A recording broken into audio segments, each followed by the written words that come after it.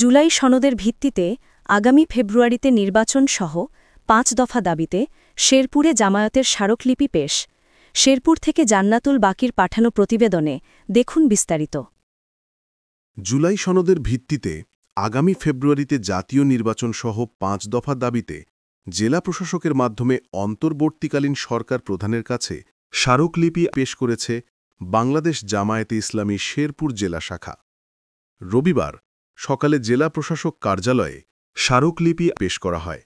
এতে নেতৃত্ব দেন জামায়াতে ইসলামী শেরপুর জেলা আমির মাওলানা হাফিজুর রহমান। এ সময় উপস্থিত ছিলেন শেরপুরের ৩টি আসনে জামায়াত মনোনীত সংসদ সদস্য পদপ্রার্থী হাফেজ রাশেদুল ইসলাম, গোলাম কিবরিয়া ও নুরুজ্জামান বাদলসহ বিভিন্ন উপজেলা ও ইউনিয়ন পর্যায়ের নেতৃবৃন্দ।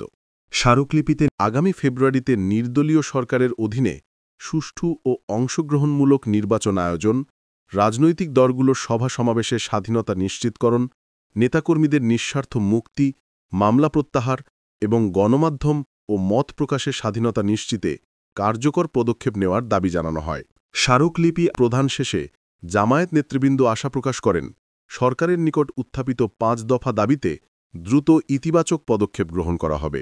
মাননীয় জেলা প্রশাসকের মাধ্যমে আমাদের দেশের বর্তমান সরকার প্রধান তথা আমাদের সম্মানিত প্রধান উপদেষ্টা বরাবর যে স্মারকলিপি প্রদান, সেই স্মারকলিপি প্রদানের পর আমরা আজকে আয়োজিত সাংবাদিকদের সামনে, সম্মানিত শেরপুরবাসীর সামনে এই ব্রিফিংয়ে উপস্থিত হয়েছি।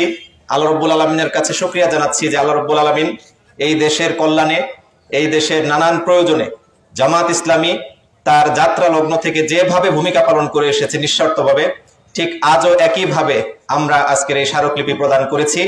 এজন্য আল্লাহর কাছে শুকরিয়া জানাচ্ছি, আলহামদুলিল্লাহ।